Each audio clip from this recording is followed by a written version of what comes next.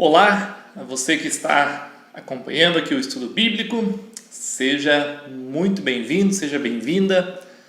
Hoje nós queremos dar continuidade aos nossos estudos sobre o livro de Apocalipse. Se você tem a sua Bíblia aí, já quero te convidar para abrir ela em Apocalipse capítulo 2.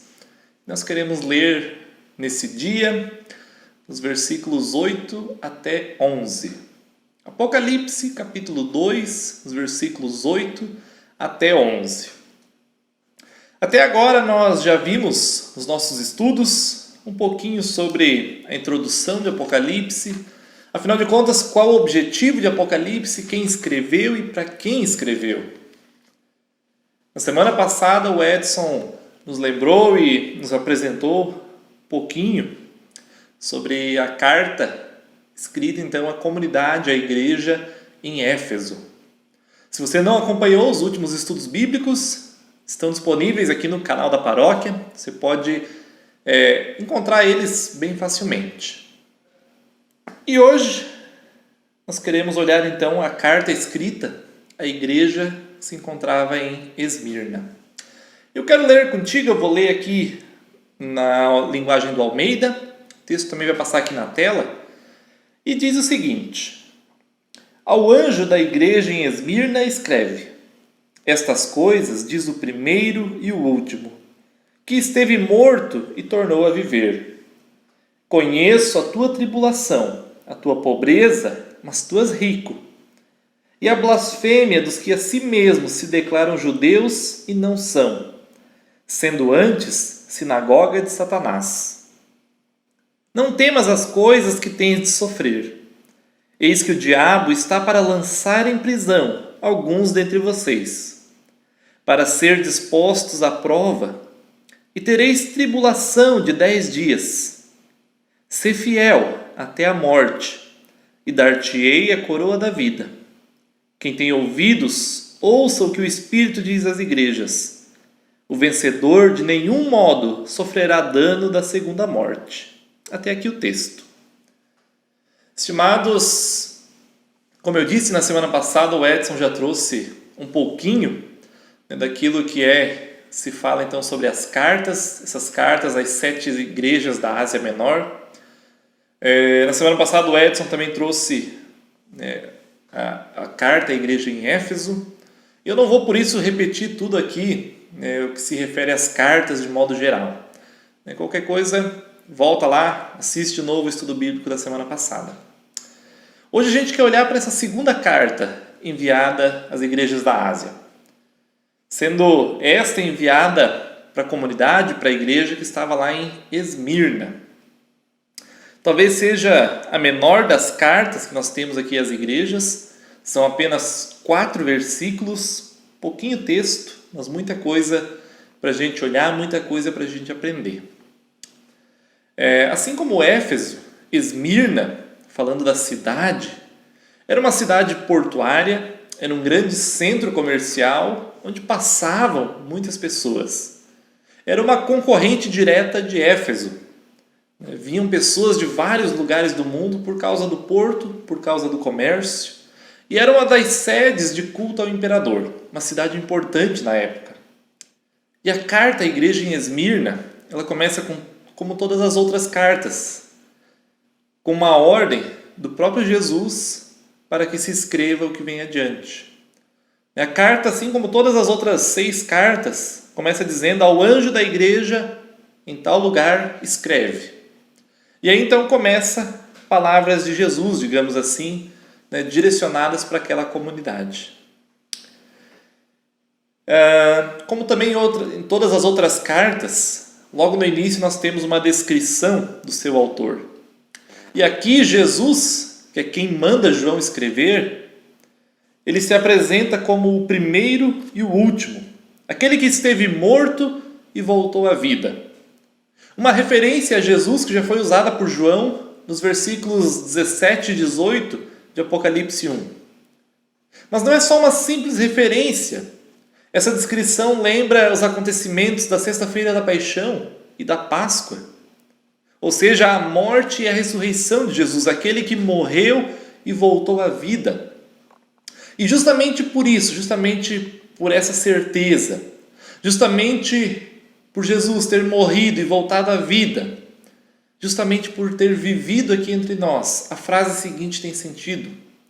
E Jesus diz para aquela comunidade em Esmirna: conheço a tua tribulação, a tua pobreza e a blasfêmia que tu sofres. Estimados, Jesus ele diz isso porque realmente ele experimentou tudo isso na pele. Jesus experimentou a tribulação, o sofrimento. Jesus experimentou a pobreza e sofreu inúmeras blasfêmias. Até mesmo por parte do seu povo, por parte do povo escolhido por Deus, a quem ele veio trazer salvação. E Esmirna era uma cidade rica, uma cidade importante. Mas pelo que parece, a igreja lá estava sofrendo perseguição, estava sofrendo tribulação por parte do Império Romano, já que eles confessavam que Jesus era o Quírios, o Senhor, e não o imperador. Como eu disse há 2 semanas atrás, uma das grandes questões sobre a perseguição dos cristãos na época é que o imperador tomou para si o título de Quírios, de Senhor. E os cristãos diziam não. O Quírios, o Senhor, é Jesus. E por isso, principalmente nas cidades onde o culto ao imperador era forte, onde era uma obrigação, confessar que o imperador era o Quírios, os cristãos eram perseguidos, porque se negavam a aceitar outro Senhor. E a igreja em Esmirna é uma igreja perseguida, é uma igreja que passa por tribulação. E junto a essa tribulação, era uma igreja materialmente ou financeiramente pobre. Uma igreja sem muitas riquezas, de pessoas sem muitas riquezas. Talvez como uma consequência direta da tribulação e da perseguição que estavam sofrendo. E além disso, como pode uma igreja ser pobre? Algo está errado. E nessa situação, sendo perseguidos e pobres, eram ainda blasfemados pelos próprios judeus que viviam ali. Uma parte difícil do povo, talvez um grupo radical de judeus, mas eram pessoas com quem o apóstolo Paulo já teve dificuldades. Os cristãos em Esmirna, eles eram perseguidos pelas autoridades, pelo império e também pelos próprios judeus, pelo próprio povo de Deus. E é interessante perceber que aqui os judeus, eles não são mais ditos, não são mais chamados de povo escolhido de Deus, como eles mesmos gostavam de ser chamados, ou como eles mesmos se chamavam. Eles nem mesmo aqui são chamados de judeus. Trata-se apenas de um dito que eles tomaram para si, de um título. Mas é interessante que Jesus, o próprio Jesus, descreve eles aqui como sinagoga de Satanás. Dizem ser judeus, mas não são, não fazem parte do povo de Deus. Antes, são sinagoga de Satanás, são igreja de Satanás. E por quê? Por que essa expressão tão forte? Imagina você no lugar desse povo. E Jesus olha para ti e diz: vocês são igreja de Satanás. É uma acusação forte. E por que Jesus faz isso? Primeiramente, porque os judeus, o povo escolhido de Deus, havia matado o Filho de Deus. Foram os judeus que encabeçaram a morte de Jesus. Foram os judeus que ameaçaram os discípulos de Jesus. E assim como a morte e a ira não são obras que agradam a Deus, também a mentira, a blasfêmia não são. Porque a Bíblia também nos diz que o pai da mentira é Satanás. E por isso esses judeus, no tempo que o Apocalipse foi escrito, são ditos como igreja de Satanás, como pessoas usadas por Satanás. E diante dessa situação que Jesus conhecia muito bem, duas coisas vêm a seguir no versículo 10. A primeira delas é uma palavra de ânimo. Jesus diz: não temas. Mas junto a isso vem também uma profecia futura, onde Jesus diz: vocês vão sofrer. Não temas o que tens de sofrer. Não temas. Assim como foi dito para João no capítulo anterior e para tantos outros ao longo da Bíblia, não temas. É uma palavra de consolo, uma palavra de ânimo, uma palavra de esperança, de misericórdia, onde o próprio Deus vem e diz: não tenha medo, porque eu sou o primeiro e o último. Eu estive morto e voltei à vida, e eu conheço a tua vida. Eu te conheço, por isso não temas, não tenha medo. Não temas o que tens de sofrer, não tenha medo do sofrimento que virá. Não tenha medo. E o sofrimento virá. É uma certeza que Jesus dá aqui para essa comunidade, é uma palavra profética, uma palavra dura de novo, mas uma palavra necessária. Jesus anuncia à comunidade em Esmirna que haveriam sofrimentos futuros. Alguns seriam presos, passariam por provações e tribulações, mas o texto diz apenas 10 dias, ou seja, um tempo curto. Essa é a ideia dessa expressão. Não que seriam exatamente 10 dias contados, mas esses 10 dias tem a ideia de mostrar que é um tempo curto. Sim, haverá perseguição, haverá tribulação, haverá sofrimento, mas é por pouco tempo. E é muito interessante que esse sofrimento, essa tribulação, essa perseguição que ainda virão, são atribuídos como obra de Satanás. Aqueles também que os perseguem e os caluniam não eram nada além de pessoas seduzidas e usadas pelo diabo.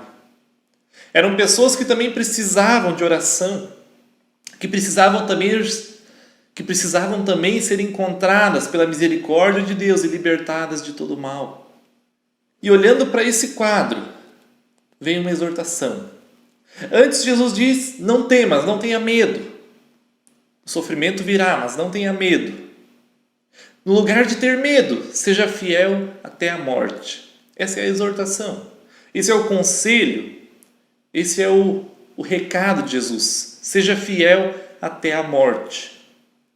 Talvez ouvindo o que viria pela frente, alguns pensassem em desanimar. Talvez abandonar a fé, afinal era uma vida de sofrimento. Diante disso, vem o conselho e o chamado. Ser fiel até a morte. Ou seja, não abandone a fé. Não abandone o testemunho público de que Jesus é o Kyrios, é o Senhor. Não deixe de seguir o exemplo de Jesus. Mesmo que isso custe a morte. Pois como Paulo diz aos Filipenses, para mim viver é Cristo e morrer é lucro. Isso porque aqueles que fossem fiéis até a morte receberiam então a coroa da vida. E não é qualquer um que diz essas palavras. Não é qualquer um que promete uma coroa da vida. Mas justamente aquele que morreu e ressuscitou, aquele que morreu e voltou à vida, aquele que venceu a morte.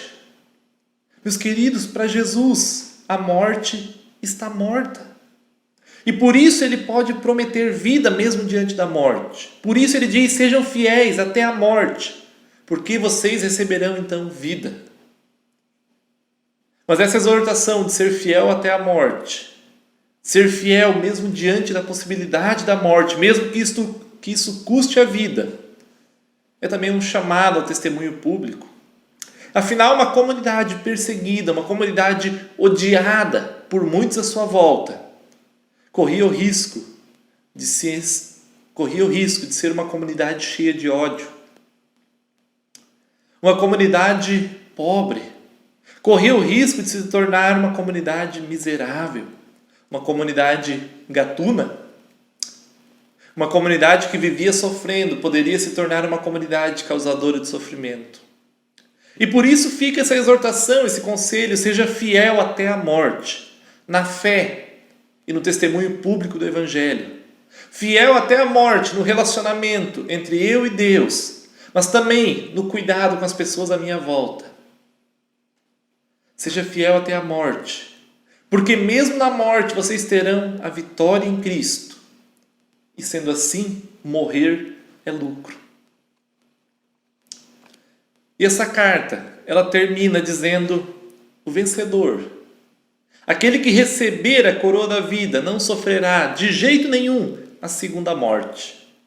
Aquele que recebe a coroa da vida, recebe a promessa de não sofrer a segunda morte, ou seja, a morte eterna, descrita mais para frente como um lago de fogo e enxofre. Não. Para aqueles que permanecerem fiéis até a morte, e mesmo diante da possibilidade da morte, esses terão a vida eterna, vida conquistada por Cristo e em Cristo, oferecida a nós por graça e misericórdia. Por isso sejam fiéis, não tenham medo, mesmo diante do sofrimento. Porque aquele que morreu e tornou a viver, conhece tudo o que vocês têm passado. E Ele garante: sejam fiéis até a morte e vocês terão vida. Essa é a palavra de Jesus para a comunidade em Esmirna, uma comunidade duramente perseguida. E para concluir, para não me delongar muito, o que nós aprendemos com Esmirna? O que nós aprendemos com essa carta? O que dá para tirar para mim e para ti, para a nossa vida? Eu queria destacar 2 pontos. O primeiro deles é que o sofrimento, a tribulação, a perseguição podem fazer parte da vida do cristão. Isso pode ser uma realidade para nós. Afinal, até mesmo Cristo, até mesmo Jesus, o Filho de Deus, foi odiado por muitos, foi ameaçado de morte e foi crucificado. Sendo seus seguidores, seus discípulos, não haveria motivo para ser diferente. Se realmente anunciamos o Evangelho que Jesus anunciou, possivelmente seremos perseguidos, possivelmente seremos ameaçados, possivelmente passaremos por dificuldades, por sofrimentos, por tribulações. Mas apesar disso, o sofrimento não significa que nós somos abandonados por Deus. Muito pelo contrário. É uma oportunidade de crescimento. Mesmo no sofrimento, nós somos amados por Deus. Mesmo no sofrimento, Ele conhece a nossa vida, conhece as nossas lutas, nossas dores, e Ele nos diz: não tenha medo. Eu venci o mundo, eu venci a morte, venci o pecado. Eu sou o primeiro e o último, estive morto e agora estou vivo. Por isso não tenha medo, porque eu sou contigo. Essa é a palavra de Jesus para tantas pessoas ao longo da Bíblia. A palavra de Jesus também para mim e para ti. Não tenha medo, não importa o quão grande sejam os sofrimentos. E uma segunda questão. Estimados, a fé não é só algo entre eu e Deus. Não é algo que se refere apenas ao meu relacionamento numa comunidade cristã. Mas a fé é também uma questão de testemunho público. É algo que me leva a uma vida comprometida com Deus, sim, mas também com as pessoas, com a sua criação. Que me leva a uma vida justa, íntegra, irrepreensível. E o desafio é continuar firme nesse testemunho até a morte. E mesmo que isso nos custe a vida, não podemos abrir mão do Evangelho. Não podemos abrir mão do nosso único Senhor e Salvador, aquele que se entregou na cruz por mim e por ti. Pois se o anúncio do Evangelho nos custar a vida, então a morte é lucro, porque receberemos a coroa da vida eterna. Você está preparado para isso? Que essa palavra, que essa carta à comunidade de Esmirna, ela fale também contigo. E eu já deixo o convite para o nosso próximo estudo, na semana que vem, sobre então a carta à igreja em Pérgamo. Já vai lendo, se você tem dúvidas, você pode trazer elas para os encontros presenciais. Também pode deixar ela aqui nos comentários. Se algo não ficou bem explicado, se algo ainda te deixou em dúvida, a gente vai tentando também responder dentro dos nossos limites. Não temos todas as respostas, mas aquilo que sabemos, a gente quer compartilhar contigo. Um abençoado dia ou uma abençoada noite, que nós possamos ficar ao longo dessa semana sob a paz, a graça e a bênção de Deus.